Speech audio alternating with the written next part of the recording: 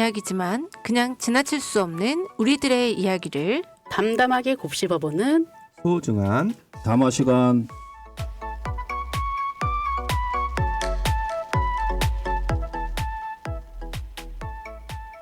안녕하세요. 경발연의 소담부소담의 저는 김배정이고요. 저는 문나연입니다. 그리고 저는 차 대표입니다. 저는 JNK입니다.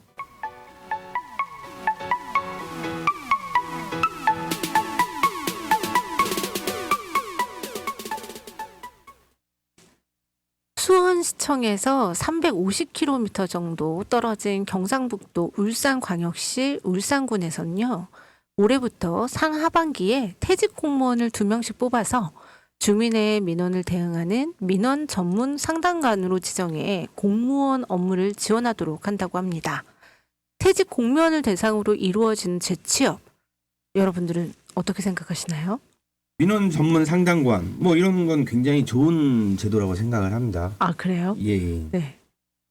아무래도 30년 동안 아니면은 30년 이상 그 쌓아왔던 경력을 퇴직 후에 또 민원인들을 위해서 봉사하는 정신으로 하시는 것 같아서 굉장히 저는 좋은 제도가 아닌가 이런 생각을 하고 있습니다. 그런데 지금 이 공무원들 퇴직 공무원을 뽑는 상황이 전에 공무원이었던 분들을 대상으로 해서 2명을 뽑는다라고 하는 부분에 대해서는 솔직히 지금 퇴직하신 분들의 입장에서는 나도 과거에 좀 공무원 생활을 좀 한번 해보고 싶었는데라고 생각을 하시면서 지원하고 싶은 분들도 좀 있으실 것 같다는 생각이 들거든요. 그런 분들의 입장에서는 어떻게 보면은 공무원들에게 주는 특혜가 아니냐라는 생각을 좀 해볼 수 있을 것 같은데요. 퇴직 공무원들을 이렇게 다시 민원 전문 상담관으로 다시 이렇게 뽑아서 이렇게 일을 할 수 있도록 재취업을 할 수 있도록 이런 기회를 주는 거는 저는 굉장히 좋게 봅니다. 왜 그러냐면 한 분야에서 같은 분야에서 10년 이상 일을 하게 되면 그 분야의 전문가가 됩니다. 네. 그리고 나이 60이 되어서 퇴직을 했다 하더라도 그분이 나이 때문에 퇴직을 하는 거지 뭐 제도 때문에 퇴직을 하는 거지 그 일을 충분히 할 수 있는 실제로는 그런 나이라고 봅니다. 그래서 그런 분들을 다시 일을 할 수 있는 기회를 준다는 거는 좋은 취지라고 생각합니다. 만약에 JNK 같은 경우 국정원에서 만약에 퇴직 공무원을 뽑는다 가실 생각 있으세요? 저는 지금 별로 가고 싶은 생각이 없어요. 일도 너무 바쁘고 네. 좋으신데요. 먹여 살려야 될 사람이 너무 많습니다. 아, 그러세요? 예. 네. 그 업무에 대한 뭐 경험이나 이해도가 높아서 뭐 일을 신속하게 처리할 수 있고 효율적으로 처리할 수 있다라는 장점은 있겠지만 그래도 아까 이제 작가님께서 말씀하신 대로 이제 특정 직군에 한정된 채용은 이제 기회가 제한되고 이제 폐쇄적인 고용 구조를 초래할 수 있어서 네. 이런 원하는 공무원의 취업을 원하는 이제 민간 기업에 다녔던 분들에 대한 그 다양한 고객 응대 경험을 조금은 제한하는 취지 아닌가라는 단점도 있습니다. 네. 저도 약간 마찬가지의 시각으로 지금 이 기사를 접하고 있는데 너무 퇴직 공무원들을 대상으로 해서 한다고 하면 솔직히 지금 이런 상황들이 지금 울산군에서 일어나는 부분이잖아요. 근데 울산군에도 굉장히 행복 복지센터라고 하나요? 그런 센터들이 굉장히 많은데 그런 곳에서 다 이렇게 2명씩 둔다고 얘기를 한다고 하면 그 수가 어마무시하게 좀 많아질 것 같다는 생각이 들거든요. 네. 그렇게 된다고 하면 솔직히 재취업을 원하시는 퇴직자들의 입장에서는 약간 불이익을 당한다는 생각에서 한 번은 생각해 봐야 되지 않나라는 생각이 좀 듭니다. 저는 개인적으로 그래요. 네. 네. 우리 차 박사님은? 저는 아주 좋은 제도라고 생각을 하고 있는데요. 사실 보통 60세 정년퇴직으로 나왔던 분이라면 그 분야에서는 최고의 전문가거든요. 네. 사실 체력이나 뭐 여러 가지 면에서 굉장히 우월한 사람을 이런 전문가를 어떻게 보면 저렴한 인건비를 들여서 활용할 수 있다라는 그런 걸 생각을 하면 국가적으로도 굉장히 큰 이득이 아닐까 이런 생각이 들어집니다. 네. 제가 오늘 지금 울산군청에 들어가서 채용 공고를 한번 이렇게 봤는데 아직까지 지금 채용에 대한 구체적인 이야기는 나와 있지 않더라고요. 이런 경우에도 공고를 통해서 채용을 해야 되는 건 맞겠죠? 그렇죠. 공고가 우선 나가야 되고 네네. 모든 그 퇴직자분들 그리고 일반 시민분들도 그 공고를 보기는 해야죠. 네. 채용 기준이 어떤 식으로 나올지는 잘 모르겠지만, 더 많은 분들 있잖아요. 네, 재취업을 희망하는 분들에게 좀 일자리가 부족한 현실에서 좀 모두에게 공평한 조건 속에서 채용 경쟁이 이루어졌으면 좋겠다는 생각이 듭니다. 그럼 노래 한 곡 듣고 경발련의 소담소담 계속 이어갈게요. 박군이 부릅니다. 한잔해. 그냥 지나칠 수 없는 우리 주변의 이야기들을 담담하게 곱씹어보는 경발련의 소담소담. 관공서에서 벌어지는 일들로 이야기를 준비해봤는데요. 첫 번째 이야기 JNK가 소개해 주시죠. 예. 첫 번째 이야기는 MG 공무원을 잡자입니다. 예전에는 공무원이면 철밥통이라고 해서 웬만하면 정년까지 하는 분들이 많지만 최근에는 그 어려운 시험을 통과해 공무원이 되어도 회사하는 MG 세대 공무원들이 많다고 합니다.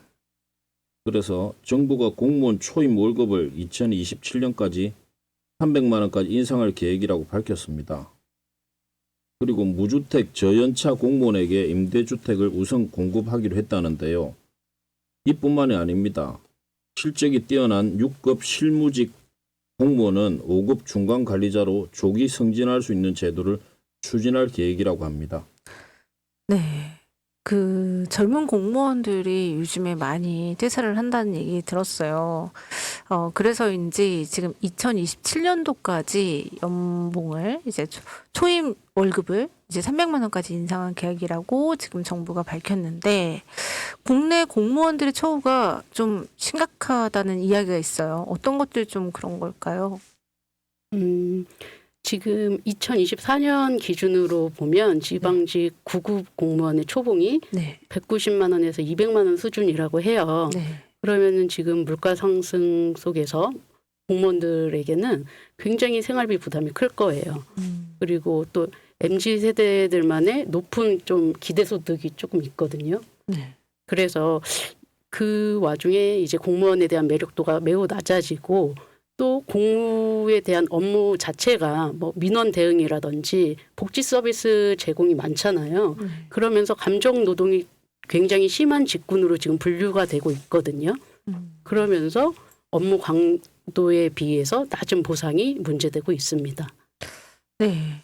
처우가 좀 이 월급적인 부분에서는 네. 좀 적다는 이야기가 예전부터 좀 나오고 있는데 솔직히 제 주변에서는 고등학교 졸업하고 이제 취업한 친구들 같은 경우에 200만 원이 좀 안 되는 월급을 받는 친구들도 있거든요.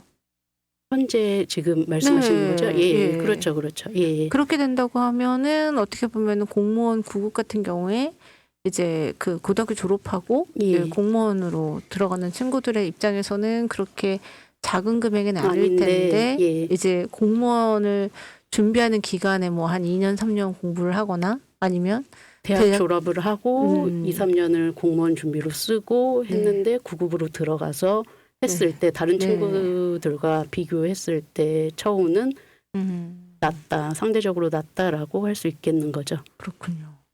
근데 제가 볼 때는 네. 이게 문제가 있다고 생각을 해요. 어떤 문제요? MZ 직원들만을 위해서 MZ 직원들에게만 어떤 특혜를 주는 거 아닌가요? 이런 부분은. 어떻게 보면 기존에 있는 직원들은 다 계단을 받고 어려움을 쌓아 올려서 지금은 어떻게 보면 이제 고참 직원이 되게 되면 또 신입 직원에 있었던 부분들을 보상을 받는 부분들도 많거든요. 네네. 그래서 어찌 보면 MZ 직원이기 때문에 이런 혜택을 준다. 이런 부분은 좀 문제가 있지 않나. 그리고 사실 이렇게 뭐 보수적인 측면을 가지고 얘기를 해서 떠난다라고 하면 네. 떠나는 게 맞다고 생각이 들어집니다. 공무원이 강한 이야기입니다.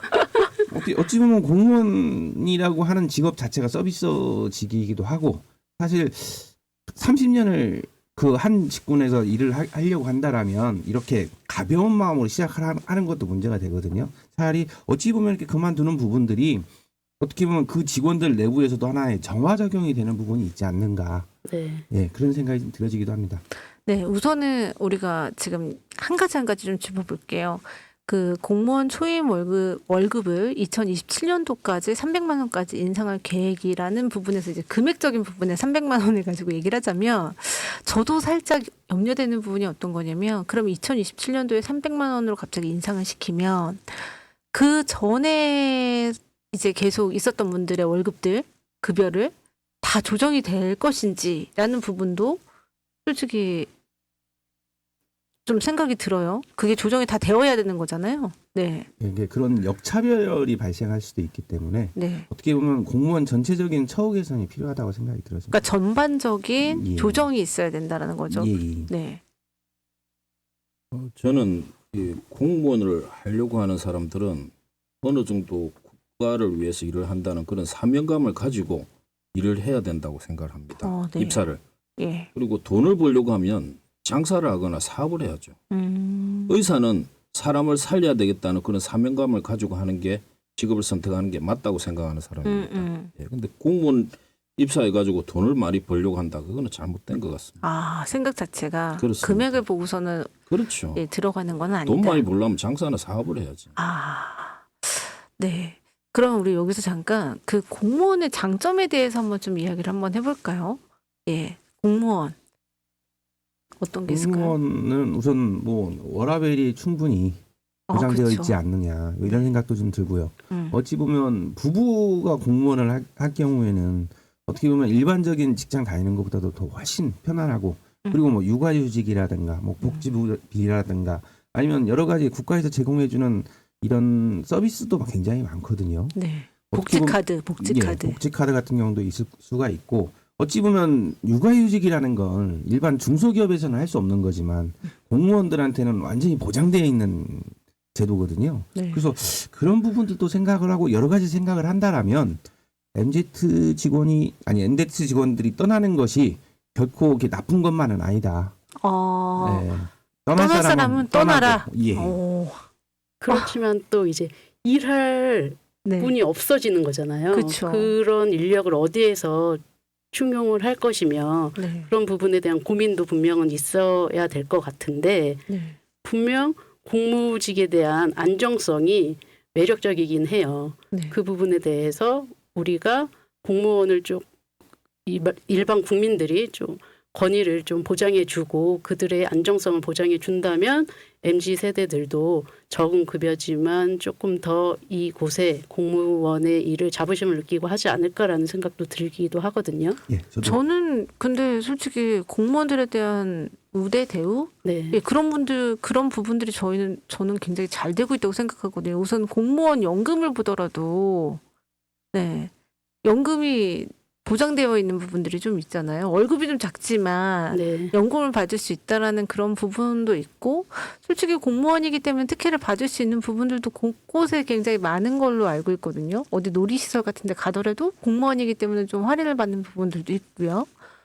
그 정도는 제가 봤을 때는 그런 처우들은 어느 정도 있다라고 좀 생각이 되는데 그럼에도 불구하고 우리 젊은 공무원들이 이제 계속 퇴사를 하고 있다라는 부분들, 예, 그런 부분에 대해서 우리 지금 차 대표님 같은 경우에는 떠날 사람은 떠나라. 네, 그렇게 지금 말씀을 해주시는 부분인 것 같아요. 예, 맞습니다. 눈이 너무 높은 사람들은 어쨌든 결국 떠날 사람들입니다. 네, 예, 공무원 생활이 안 맞는 거죠. 네, 어찌 보면 처음부터 뽑지 말았어야 될 직원일 수도 있어요. 어떻게 보면 하나의 맞아요. 조직에 정화돼야 될 사람들이 알아서 정화가 되는 건 아닌지 이런 생각도 좀 해봅니다. 저도 그렇게 생각합니다. 그 공무원 자체의 장기적인 커리어를 볼 때는 네, 좀 빨리 그만두는 게 본인의 적성과 맞지 않으면 빨리 그만두는 게 맞지 않나라는 게 차 대표님의 생각이신 것 같고요. 그래도 이제 조금은 창의적이고 조금은 더 젊은 그 감각을 유지하는 MZ 세대들이 공무원으로 일하면서 또 우리 공무원 사회에서 조직 사회에서 더 조금은 뭐라 그럴까요? 더 업무 자체나 아니면은 국민들의 삶에 있어서 서비스를 좀 더 창의적이게 제공할 수 있는 부분도 있지 않느냐. 그 부분을 놓치면 안 되지 않느냐라는 생각도 듭니다. 그 떠나간 MZ 직원들 말고도 남아있는 MZ 직원들도 많이 있지 않습니까? 그분들이 충분히 더 창의적이고 더 많은 일들을 할 수 있을 거라고 생각이 되어집니다. 저도 솔직히 같은 생각인데, 솔직히 공무원 시험에 지원하시는 분들이 굉장히 많으세요. 네. 그런데 또 떨어지시는 분들 같은 경우는 점수가 진짜 굉장히 진짜 1, 2점 차이로 떨어지시는 분들 그렇죠. 너무 많으시고, 그런데 정말 본인이 생각할 때 이게 맞지 않는다고 하면 빨리 자신의 그 직장을 찾아서 가야 하는 거고, 빈 자리는 정말 그 사람, 그러니까 제 자리에 필요한 사람, 적격인 사람이 그 자리를 채워주면 되지 않을까라는 생각에서 솔직히 저도 2027년까지 300만 원까지 인상할 계획이다라는 부분에 대해서 참 여러 가지 앞으로 많은 일들이 벌어질 수 있겠구나라는 생각이 듭니다.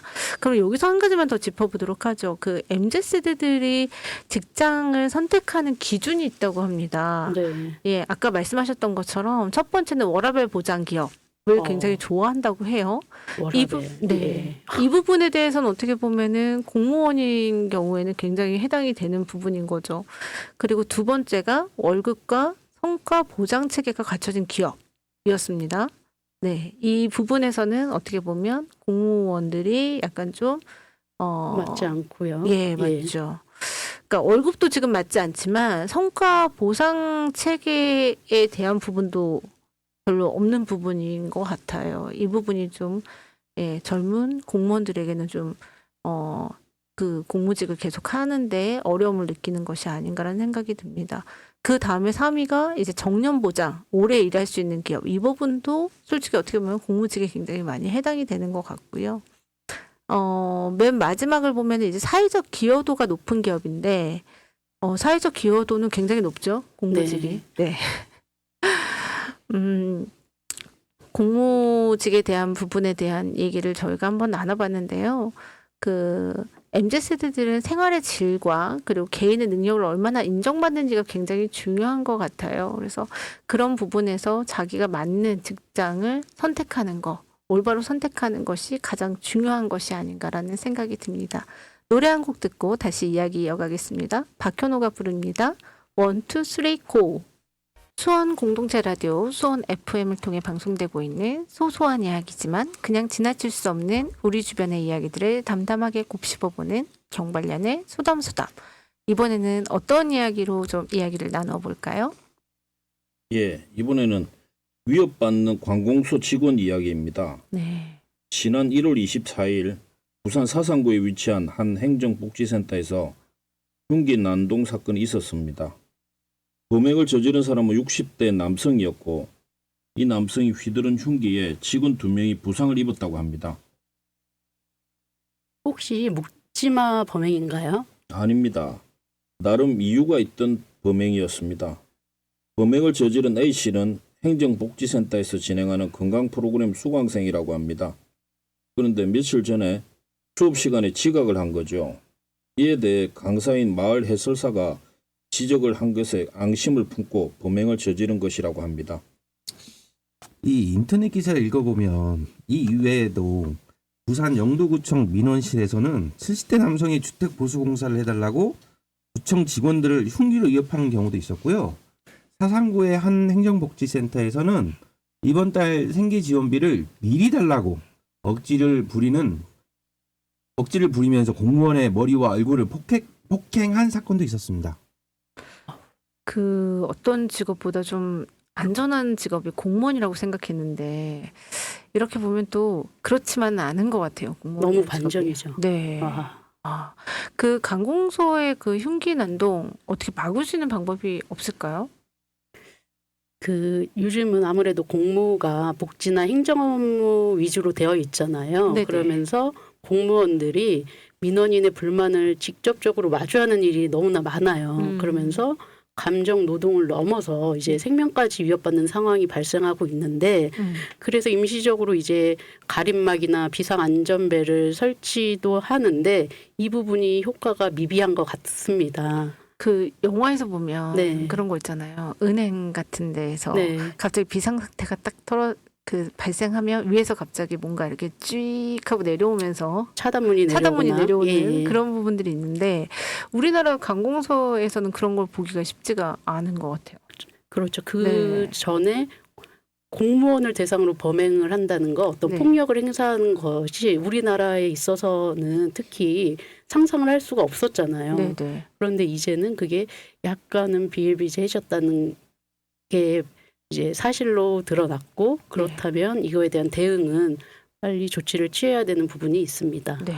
지금 사실 공권력이 많이 무너져 있다는 건 사실이거든요. 네. 네. 그래서 이제 공권력을 좀 신뢰하고 어떻게 보면 좀 밀어줄 수 있는 어떤 법적인 제도도 좀 많이 필요한 게 아닌가. 네네. 네, 그런 생각들도 좀 들고 어찌 보면 이제 현장에 청원 경찰이라든가 안전 요원들을 좀 배치를 하는 것도 하나의 방법일 텐데 네. 그게 예산이 부족해서 안 되는 건가요? 그 예산을 잡아서 운영한다고 하더라고요. 예, 그러다 보니까 이제 곳곳에 다 이제 청원 경찰들을 두는 게 쉽지가 않은 거죠. 그러니까 저희가 맨 처음에 얘기했던 부분에서 그 민원을 이제 안내해 주시는 그런 분들을 퇴직자들 중에서 채용한다 그랬잖아요.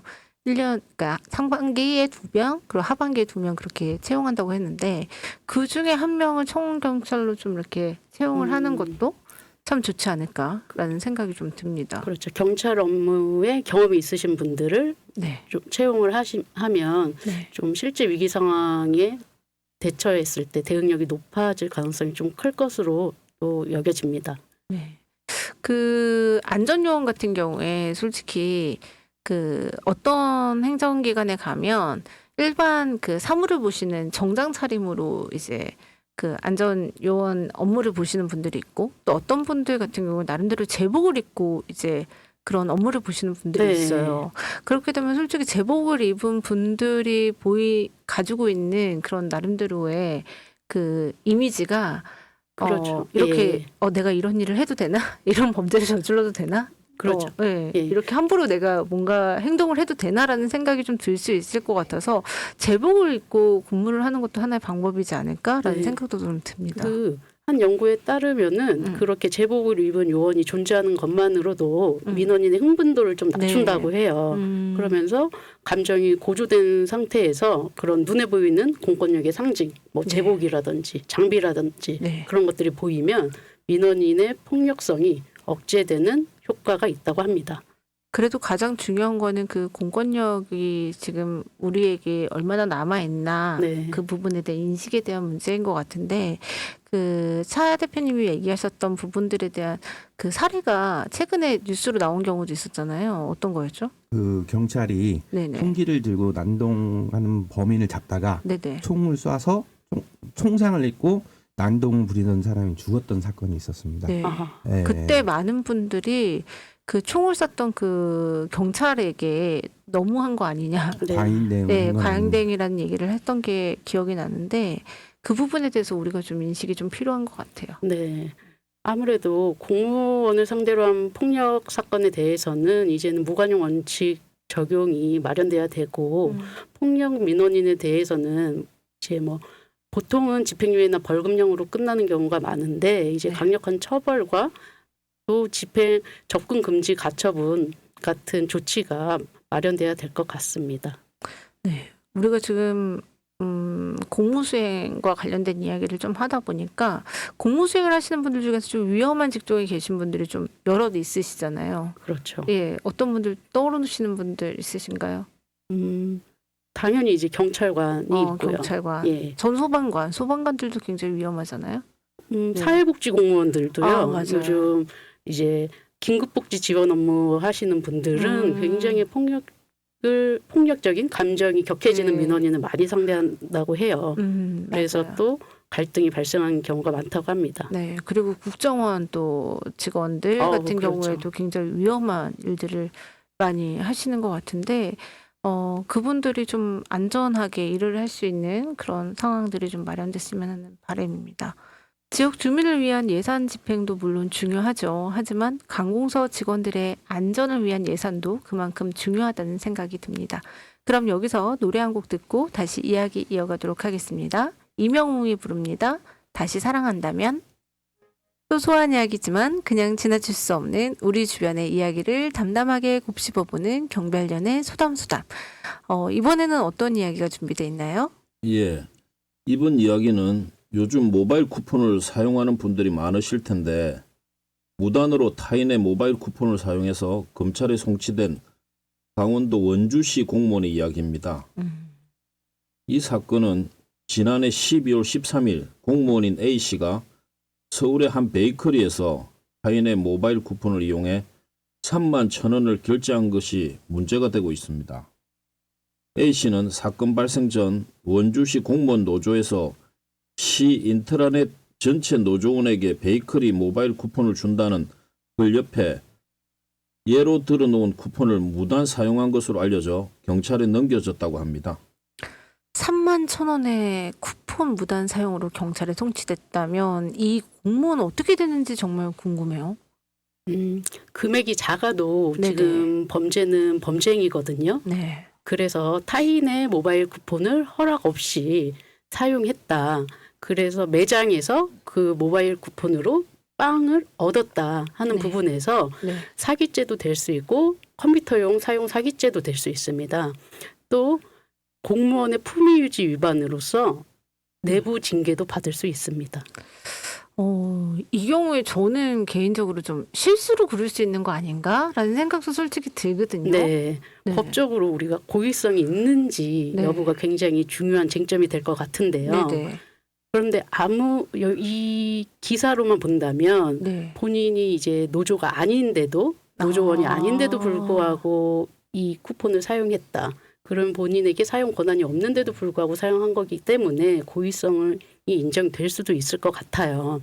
그렇지만 고의성 부분에 대해서 과실로 실수로라는 부분이 인정이 된다면 이 부분에 대해서는 민사적인 배상만으로 마무리가 될 가능성도 있습니다. 저는 이거 맥락을 좀 잘 봐야 될 것 같고 이 상황이 네. 어떠한지 좀 자세히 봐야 될 것 같긴 한데 만약에 제가 공무원 입장에서 갑자기 제가 볼 수 있는 그런 광고나 그런 그 안내문 안에 이런 게 만약에 떴다고 하면 공무원 노조에서 이런 것들을 주는가 보다라고 해서 사진을 찍어가지고 사용할 수도 있을 것 같다는 생각이 좀 들긴 하거든요. 우리가 네. 공무원이라 하면 네. 그 품위 유지 의무가 있잖아요. 아, 그 부분에 그쵸. 대해서 본인의 행동 자체를 많이 점검해야 되는 부분들이 있거든요. 네. 그런 의미에서 또 자신의 꼼꼼히 따져보지 못한 부분의 책임도 있는 것 같습니다. 근데 제 생각에는 네. 이 모바일 쿠폰이라는 거에 허점이 더 있지 않았을까 이런 생각도 좀 듭니다. 어찌 보면 바코드 전체를 확인을 해야 되는 부분이 되는데 그냥 일부만 가지고도 결제가 되는 경우들이 있거든요. 네. 그러면 이 모바일 쿠폰에 대한 허점이 있다라는 건데 이건 아무래도 좀 뭔가 좀 전산 시스템상으로 뭐 보강을 네. 해야 되지 않을까. 그렇죠. 그런 그리고- 부분이 좀 필요하다고 생각되어집니다. 네. 보통 모바일 쿠폰들을 가지고 그 당근이나 아니면 중고 그 구매 사이트 같은 데서 많이 사용을 하잖아요. 네. 저도 요번에 알게 됐던 건데 보통 예를 들어서 설명을 드리자면 어떤 그 쿠폰을 그 정가보다 좀 저렴하게 정가가 10,000원이면 10,000원짜리 쿠폰을 7,000원에 팝니다라고 하고 나서 그 바코드의 일부 네. 윗부분만 이렇게 해서 올리는 경우가 있어요. 근데 그 부분은 그리고 나서 돈을 주면은 이제 번호를 보내주는 거죠. 네. 그런데 그 사람들이 얘기를 할 때 바코드는 번호가 없어도 그 윗부분에 그 막대기만 네. 제대로 나와 있으면 일부만 나와 있어도 이게 인식이 된다고 하더라고요. 네. 그렇기 때문에 우리가 당근이나 뭐 중고 구매를 할 때 특히나 모바일 쿠폰에 대해서 이제 거래를 할 때는 조금 더 우리가 좀 주의를 해야겠네요. 네, 그래야 될 것 같습니다. 그 시스템상으로도 빨리 그걸 네. 좀 보완할 수 있는 장치를 마련해야 되지 않을까 이런 네. 생각도 좀 들어집니다. 네. 네. 지금 이번 사건은 모바일 쿠폰 무단 사용인데 솔직히 무단 사용을 하는 부분들이 이렇게 뭐 쿠폰뿐만이 아니라 뭐 타인의 이름을 사칭하거나 네. 그렇게 해서 뭐 타인의 이름으로 해서 내가 뭔가 수익을 얻는 그런 경우도 있잖아요. 그렇죠. 그런 경우도 법적인 제재가 있죠. 물론이죠. 네. 예. 타인의 이름이나 아니면 직위 같은 것들을 사칭해서 재산상 이익을 얻는다면 그거는 이제 편취라고 해서 네네. 사기죄가 될 수도 있는 거죠. 네. 그리고 그 자금을 필요해서 자동차를 맡겼는데 그 자동차를 무단으로 사용하는 경우들 이런 경우들도 좀 있잖아요. 그거는 우리 형법에서 네. 따로 자동차 불법 사용죄로 처벌하고 있습니다. 그래서 그래요? 예컨대 우리가 자동차 정비소에 차량을 맡기는 경우 있잖아요. 네네. 그런데 그 GPS나 블랙박스 기록을 보니까 한 정비소 직원이 100km 이상, 네. 50km 이상을 네. 주행하면서 개인적인 용도로 사용한다면 이런 경우에는 자동차 불법 사용죄로 처벌이 가능합니다. 아, 그렇군요. 저희 JNK가 있어서 여쭤보고 싶은 부분인데 예. 그 불법으로 이제 자동차를 이제 그 갖게 되신 분들 계시잖아요. 그러니까 예. 예를 들면은 뭐 그 A라는 사람이 갑자기 돈이 없어서 갑자기 사채업자 같은 분에게 자동차를 맡기고 이제 돈을 받아 쓴 경우. 근데 예. 갑자기 이 자동차를 나중에 찾아야 되는 경우들이 생기잖아요. 예. 이런 경우도 혹시 의뢰를 하면 예. 찾을 수 있나요? 실제로 의뢰가 많이 들어옵니다. 네네. 예. 도난 차량으로 의뢰가 들어오는 경우도 있고 네네. 조금 전에 말씀하신 것처럼 차를 담보로 맡기고 네네. 대출을 받고 돈을 갚으려고 한 달 뒤에 갚으려고 연락을 하면 그 사람은 연락이 안 되는 겁니다. 네. 없는 번호라고 나와요. 네. 그럼 차를 찾을 수가 없는 거죠. 그렇죠. 그런 경우 이제 대포차로 날리는 경우들이 많습니다. 네. 그래서 그런 의뢰가 굉장히 많이 들어오고 실제로 많이 찾아드리고 있습니다. 그러면 찾는 데까지 시간은 얼마나 제일 걸려요? 빠른 경우에는 오전에 의뢰를 했는데 저녁에 찾은 경우도 있습니다. 아, 그래요? 예. 와, 보통 능력자. 1, 2주면 대부분은 찾습니다. 와, 그렇습니까? 예. 네, 찾을 수 있다고 합니다. 네. 청취자 여러분들. 만약에 정말 포기하지 마셨으면 좋겠는데요. 네. 정말 대단하신 것 같아요. 네. 더 궁금한 걸 여쭤보고 싶은데 항상 말씀하실 때 영업 비밀이라고 얘기를 하니까 더 이상 여쭤보지 못하는 부분이 아쉽습니다. 네. 이번에 저희가 이야기를 나누게 된 그 모바일 쿠폰 무단 사용에 관련된 부분은 솔직히 개인의 실수라고 할 수도 있지만 이렇게 언론화되는 이유는 A씨가 공직자이기 때문이 아닌가라는 생각이 됩니다. 공직자의 윤리와 법적 책임에 대한 중요성 때문인 거죠. 하지만 윤리적인 문제와 그에 따른 법적 책임, 과연 공무원에게만 있는 걸까요? 아마도 우리 모두가 지켜나가야 할 것들이 아닌가 싶습니다. 그럼 여기서 노래 한 곡 듣고 돌아올게요. 영탁이 부릅니다. 네가 왜 거기서 나와? 소소한 이야기지만 그냥 지나칠 수 없는 우리 주변의 이야기를 담담하게 곱씹어보는 경발련의 소담소담. 이번에는 그 관공서 공무원들도 어찌할 수 없는 문제, 정당 현수막 공해에 대한 이야기를 한번 해볼까 합니다. 방송국이 위치한 수원역 근처에도 불법으로 붙여놓은 정당 현수막이 가끔 보이던데 어때요? 요즘도 그런가요? 예. 명절 때나 선거철에 많이 보게 되는데 최근에는 12.3 내란 사태 이후 더 많아진 것 같습니다. 네, 전국 곳곳이 다 비슷한 것 같다라는 생각이 듭니다. 지난 2023년 불법으로 정당 현수막을 붙여놓는 것은 5천 장이 넘는다고 하는데 문제는 그중 한 건도 과태료가 부과되지 않았다는 겁니다. 사실 과태료도 문제지만 불법 정당 현수막의 문구로 국민들이 볼 때 눈살을 찌푸리게 하는 내용들이 많은데 이번에는 이 이야기를 한번 나눠보면 어떨까 합니다. 네, 좋습니다. 곳곳에서 볼 수 있는 불법 정당 현수막 여러분들은 어떻게 보시나요? 그게 불법인가요? 옆에 써 있는 거 보면은 뭐 정당법에 의해서 정당하게 지금 설치돼 있다. 네. 만약에 이걸 훼손할 경우에 뭐 민형사상의 손해배상을 청구할 수 있다고 써 있던데 불법이 아니라고 저는 생각하는데 그게 불법인가요? 그 불법일 수도 있고 불법이 아닐 수도 있는데 그래도 우리 그 차 대표님이 보신 그 지역 그 부분 그 지역에서는 그래도 정당하게 잘하셨네요. 저희가 살고 있는 저희 지역에서는 솔직히 그렇게 해서 뭐 공시일자 같은 게 들어가 있지도 않고 공시일자 자체가 없어요. 그리고 정당 이름도 없이 그냥 하얀색의 굉장히 무시무시한 그런 단어들로 굉장히 좀 이렇게 어떻게 저런 단어들로 저런 이야기들을 메시지들을 넣었지라고 생각하는 현수막들이 굉장히 많거든요. 네. 네. 그런 정당 현수막이 불법이 아니려면 그 말씀하신 뭐 기간이나 요건들이 있을 거예요. 그리고 장소, 걸릴 수 있는 장소들. 그런데 그거에 요건에 미치지 못한다면 불법 현수막으로 볼 수 있는 거죠.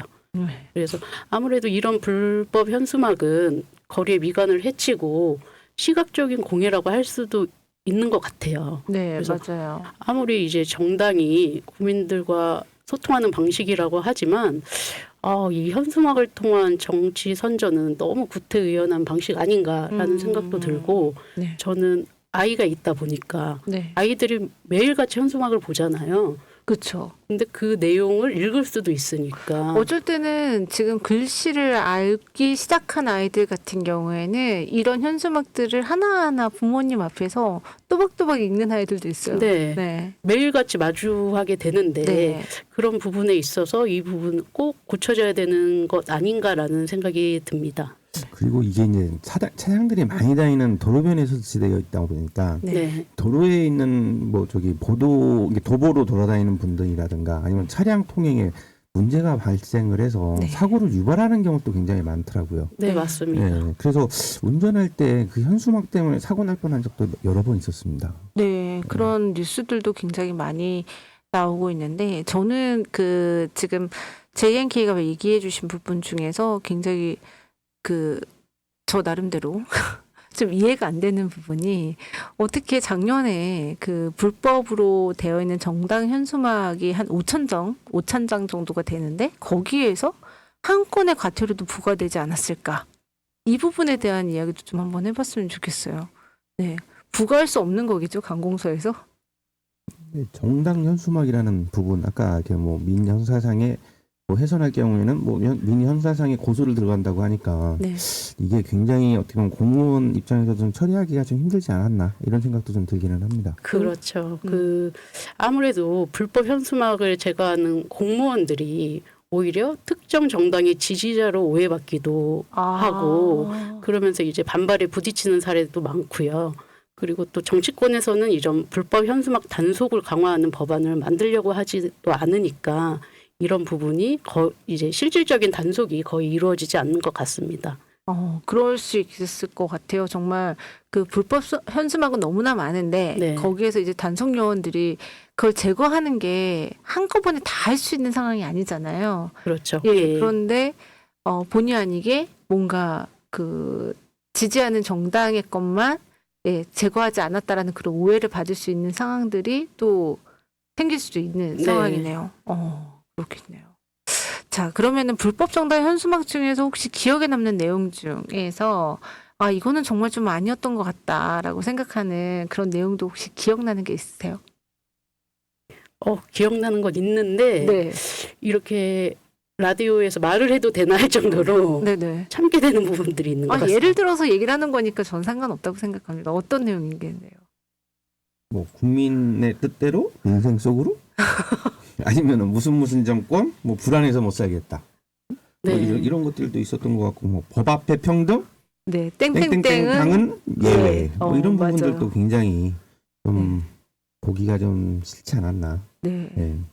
저는 특히나 땡땡땡 정권 불안해서 못 살겠다라는 이야기는 저는 솔직히 불안한 느낌이 없었는데 이 현수막을 보고 내가 지금 불안해야 되는 거지라는 생각이 좀 들어서 네. 이런 부분들에 대한 잘못된 오히려 선동되는 거죠. 네, 맞아요. 네, 그런 느낌들이 많이 들었습니다. 네, 그런데 사실 신인 정치인들은 이 와중에도 한 장의 현수막을 붙이기가 굉장히 힘들다는 이야기가 있더라고요. 이게 무슨 얘기인가요? 그 정당에 대해서는 네. 당협위원장만 또 네. 그 지역의 당협위원장만 현수막을 걸 수가 있는가 보더라고요. 그래요? 예. 그러면은 정치 신인들은 당협위원장이 자리까지 가기도 힘들 뿐더러 그 예산 또한 네. 개인 비용도 어느 정도는 들어가는 것 같더라고요. 그래서 만약에 그 현수막 한 장에 10만 원이라고 친다면 지역 내에 30곳에만 걸어도 300만 원이 되는 거잖아요. 네네. 그런데 그걸 1년간 건다고 한다면 3천만 원 이상이 되는 거니까 네. 굉장한 큰 비용을 부담하고 이런 현수막 게시를 하게 되는 거죠. 1년에 3천만 원 정도의 예산이 그 불법 현수막으로 지금 들어가고 있다라고 하니까 왠지 우리의 세금이 줄줄줄 새는 것 같다라는 그런 느낌이 드는데요. 이 돈들 다 우리의 세금으로 지금 집행되는 것들 아닌가요? 그렇죠. 일부 정당에서 보조하는 것들은 저희의 세금일 수도 있는 거고 네. 이것을 철거하는 비용은 그쵸. 온전히 저희의 세금이니까 아, 그런 부분에 대해서 조금 아쉬운 부분이 있다고 생각합니다. 네. 그 불법 정당 현수막과 관련해서 아까 전에 그 차 대표님이 얘기하셨던 것처럼 이런 현수막 때문에 교통사고가 일어나는 경우도 많고요. 사건 사고가 발생하는 부분도 많다고 해요. 네. 그래서 최근에 정당 현수막 설치와 관련돼서 5개 광고법이 개정됐다고 합니다. 앞으로 5월 8일부터 이제 시행되려고 하는데 어린이와 노인, 장애인 보호구역에서는 정당 현수막 설치가 금지된다고 합니다. 그렇다고 하면은 어린이, 노인, 장애인 보호구역은 어디를 이야기하는 건지 솔직히 잘 모르겠어요. 저는 개인적으로. 그리고 그 보행자 통행 그리고 운전사 시야 방해가 없도록 2m 이하 높이 설치를 제한하고 있다고 한다고 하고요. 위반 시에는 철거될 수 있다고 합니다. 이건 너무나 당연한 것 같아요. 네. 네. 그리고 가로등에 2개를 초과해서 설치된 현수막도 앞으로는 철거될 수 있다고 하고요. 그리고 보행자 통행 장소 및 교차로 주변에 아까 말씀드렸던 것처럼 2m 이하에 설치된 현수막은 앞으로 철거될 수 있다고 합니다. 제가 알기로는 작년에까지만 해도 1m 60이라고 했거든요.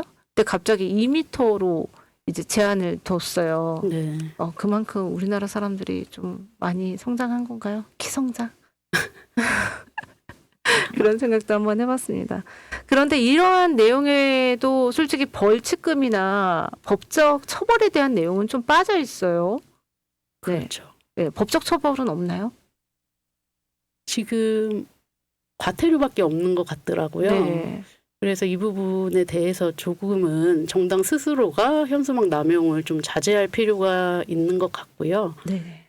이제는 현수막을 정당이 게시할 때 사전에 좀 철거 계획을 제출하도록 하고 이를 의무화하도록 하는 법안이 네. 마련될 필요가 있는 것 같습니다. 네. 그리고 불법 정당 현수막 관리 솔직히 관공서의 몫이라고 많은 분들이 알고 있잖아요. 네. 그래서 정당에서 관리해야 되는 게 아닌가라는 생각이 드는데 우리 차 대표님 어떻게 생각하세요? 네, 충분히 그 게시를 하는 사람들이 철거도 책임을 져야 된다는 게 맞는 것 같습니다. 네. 어쩌보면 우리 정당, 어떻게 보면 깨끗한 정당이라든가 아니면 우리가 국민이 신뢰할 수 있는 정당이 되려고 한다라면 어찌 보면 그런 것부터 좀 지키는 정당이 되었으면 좋겠습니다. 네. 오늘 관공서와 관련해서 공직자에 대한 이야기를 나누고 있는데요.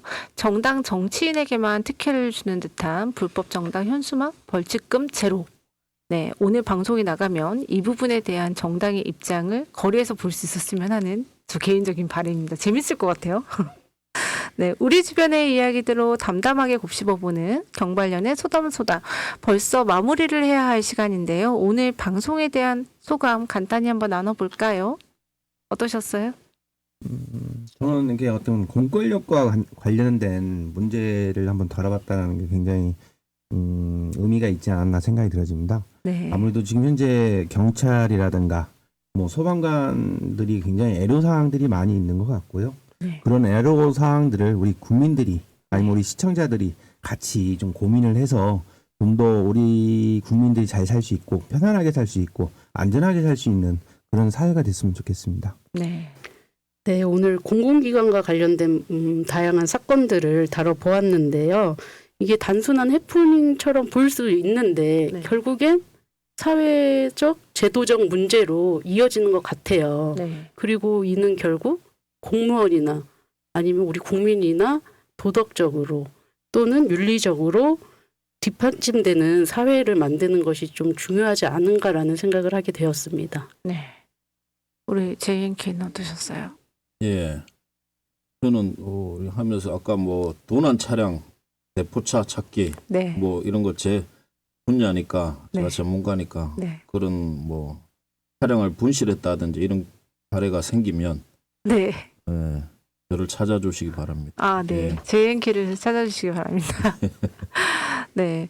저는 오늘 아이템들이 다들, 예, 우리 주변에 있는 분들의 이야기들이고, 그리고 우리가 주변에서 많이 볼 수 있는 이야기여서 많은 분들이 공감할 수 있었던 그런 이야기들이 아니었나 싶고요. 또한 저희 제작진의 입장에서도 오늘 굉장히 큰 변화를 가지고 이 방송을 지금 준비하게 됐습니다. 예, 좀 더 편한 상황에서 이야기를 나누도록 해보고자 했는데 여러분들 어떻게 들으셨는지 잘 모르겠어요. 근데 앞으로 계속 이렇게 한번 진행을 해보도록 하겠습니다. 저도 오늘 차 대표님과 JNK 그리고 문병과 함께해서 너무 즐거웠고요. 그럼 저희는 다음 시간에 다시 인사드리도록 하겠습니다. 함께해 준 여러분 감사합니다. 감사합니다.